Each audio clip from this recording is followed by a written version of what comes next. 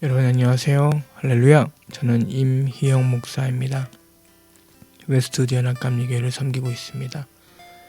오늘도 거룩한 수요일 사순절 특별히 고난주간 셋째 날 맞이하면서 주님을 묵상하기를 원합니다. 우리 함께 찬양 부르시면서 우리의 마음과 정성을 하나님 앞에 집중하도록 하겠습니다.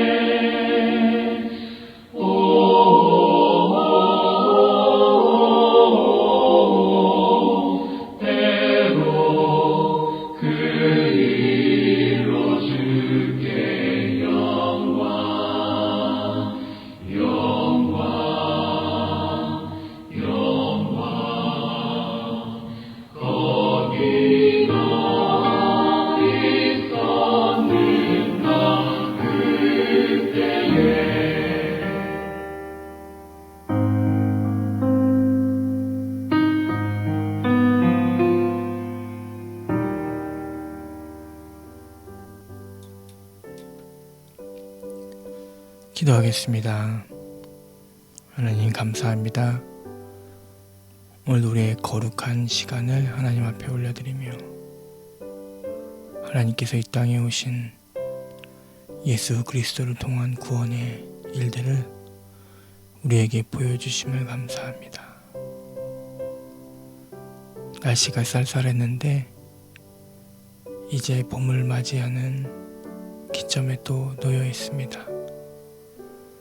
우리 성도님들의 건강을 특별히 하나님께서 지켜주시고 우리 성도님들의 이 고난주간 시간을 보내며 기도하고 하나님을 묵상하며 또 그 아픈 마음, 고통스러운 마음 하나님께서 위로해 주시고 힘주시기를 원합니다.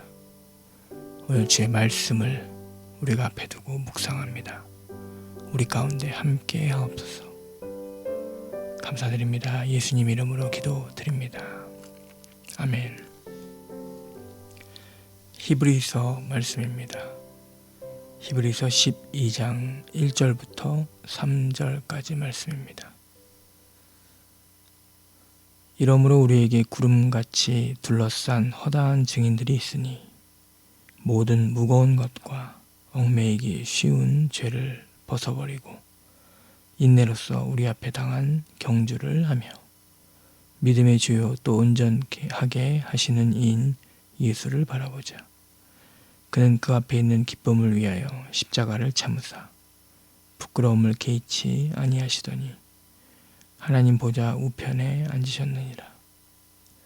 너희가 피곤하여 낙심하지 않기 위하여 죄인들이 이같이 자기에게 거역한 일을 참으신 일을 생각하라. 아멘.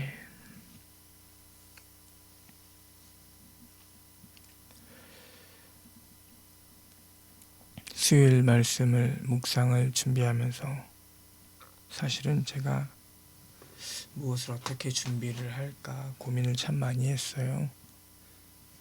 그러다가 결국은 이 룰을 따르자. 그 교회력에서 매일같이 묵상하도록 하는 본문을 따라가자라고 해서 본문을 따라가다 보니까 원래는 예수님의 9가지 사건들을 정리를 해서 나눌까 했는데 저는 요즘에 이 사순절을 보내면서 마음이 좀 무겁더라고요. 성도님들 위해서 생각나고 기도할 때마다 마음이 좀 무겁기도 했지만 자동차 사고가 있었던 감사하게도 우리 자녀들이 외상이 딱히 없어서 이게 감사해야 되는 건지 잘 모르겠어요. 근데 아무튼 하나님께서 살려주셔서 이렇게 보내면서 행복하다 뭐 이런 생각이 들기보다는 고통으로 가득한 세계, 고통 가운데 있는 우리 성도님들, 또 우리의 자녀들과 손자 손녀들의 아픔으로 어려워하시는 분들, 가족들의 건강을 걱정하면서 고통받으시는 분들, 그리고 먼저 떠나보낸 사랑하는 가족들을 그리워하는, 그리고 도저히 이해할 수 없지만 그럼에도 불구하고 하나님의 뜻을 믿고 따라가는 우리 성도님들, 또 예배를 드리시는 모든 분들을 기도하면서 생각할 때 마음이 참 무겁더라고요. 그래서 예수님의 이 고난주간의 말씀을 묵상하면은 제 감정이 좀 이렇게 동요될 것 같은 느낌이 좀 있었어요. 그것 때문인 건지는 잘 모르겠지만 하나님 어떡할까요? 이렇게 하다가 보니까 그냥 우리 믿음의 선조들이 묵상했었던 말씀들을 따라가 보자 해가지고 교회력으로 묵상하는 본문을 여러분들과 함께 나누게 됩니다. 오늘 말씀이 그래서 히브리서 12장 1절부터 3절 말씀인데, 저는 원래 히브리서 12장 말씀 읽으면 굉장히 용기가 나고 힘이 나고 막 기뻐하는 본문이었었어요. 희망을 이야기하는 우리 주변에 허다한 증인들이 있다. 눈에 보이지 않는 이미 하나님 품에 계신 믿음의 선배들, 선조들, 그들이 우리를 응원하고 있고 우리에게 당당한 경주를 권면하고 이미 완주하신 분들이 우리를 격려하고 응원하면서 예수 그리스도를 바라보자 라고 하는 그 응원의 메시지가 너무 기뻤던 기억이 있어요. 근데 이 고난주간에 이 히브리서 말씀을 묵상하니까 또 이게 굉장히 센치해지는 느낌이 있습니다. 제가 작년 8월에 마라톤을 별 생각 없이 나갔다가 정말 연단을 받았었던 기억이 있습니다. 26.2마일이죠. 26.2마일, 42.195를 그 긴 코스를 달릴 때 처음에는 사람들이 환호성을 지르고 좋아하니까 별 생각 없이 달리기 시작했습니다. 중간쯤 13마일쯤 되니까 20km쯤 지나서 괜찮았어요. 그런데 신발을 꽉 매지 않았다는 생각이 자꾸 부담이 되면서 또 신발 안에 제가 원래 발볼이 넓다 보니까 신발이 이렇게 또 안에서 이렇게 발이 또 따로 노는 느낌, 그래서 그런 부담 속에서 계속 달렸는데 그러다가 보니까 나중에 발이 이제 막 쥐가 날 것 같은 거예요. 그래서 한 17마일, 18마일쯤 갔을 때 주저앉고 말았습니다. 발 마사지를 하고 그러면서 내가 앞섰던 사람들을 다 이제 보내고 또 이제 신발끈을 다시 매고 또 뛰었는데 또 이제 쥐가 날 것 같고 걸어가자니 참 부끄럽고 해서 예전에 제 달리기 사부님한테 들었던 얘기, 달리다가 그냥 힘들면 그만 달리면 돼, 뭐 누가 연습 차원에서 간 건데 괜찮지 않겠나 해서 사실 그때 그만두려고 했어요. 한 17마일쯤 됐는데 근데 너무 아까운 거예요. 그래가지고 달리기를 계속 했어요. 한 바퀴 돌고 그러는데 너무 힘이 들었어요. 빨리 달리면 쥐나고 걸으면 걸을 수가 없는 그 애매한 상황. 그래서 아주 느리게 달리면서 완주를 했던 기억이 납니다. 사실 부끄러워서 그런 얘기도 잘 안 하는데 6시간 12분인가요? 달리고 나서 사람들한테 부끄러워서 그런 얘기를 하니까 6시간 달리는 게 더 신기하다고, 어떻게 6시간을 달릴 수가 있냐고 사람이. 그래서 그게 좀 위로가 되더라고요. 근데 오늘 이 말씀을 묵상하면서 2절 말씀에 예수 그리스도께서 그 앞에 있는 기쁨을 위하여 십자가를 참으사 부끄러움을 개의치 아니하시더니 하나님 보좌 우편에 앉으셨느니라.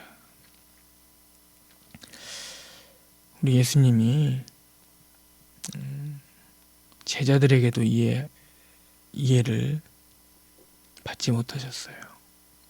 호산나라고 외쳤던 사람들은 예수님을 오히려 거부하고, 뭐 학자들마다 의견이 좀 있을 수 있습니다만 군중들이 나중에 예수님을 십자가에 못 박으라 라고 이야기할 때 이 군중들의 왔다 갔다 하는 그런 마음들, 예수님이 십자가에 못 박히시는 그 순간까지도 인간 예수님의 눈에는 인간에게 그 어떤 희망도 없었던 것 같습니다. 아무런 희망이 보이지 않아요. 마라톤 같은 경우는 그래도 달리면 옆에서 응원해 주는 사람이 있잖아요. 그만할까? 몸도 안 좋은데. 그런데 예수님은 그 응원하시는 분들도 없었어요. 홀로 십자가의 길을 묵묵히 걸어가신. 물론 우리가 이제 예수님은 인간이 아니니까 그렇게 생각할 수 있겠습니다. 인간이 아니고 하나님이신데 뭐 이런 고통을 뭐 생각을 하셨을까. 근데 제가 인생의 가장 어려웠던 그 달리기의 여정 속에서 한 발자국 한 발자국 내딛었었던 그 기억이 우리 그 예수님의 십자가를 참으시고 걸어가셨던 그 기억과 비교가 안 되는데 그게 이제 기억에 또 떠올라 봅니다. 예수님은요, 우리를 구원하실 때 그 어느 누구도 예수님을 이해하지 못하고 다 도망가고 뿔뿔이 흩어지고 허무하게 십자가의 길을 가실 수밖에 없었던 것처럼 보였지만 그것이 영적인 경주였다. 그분은 눈에 보이는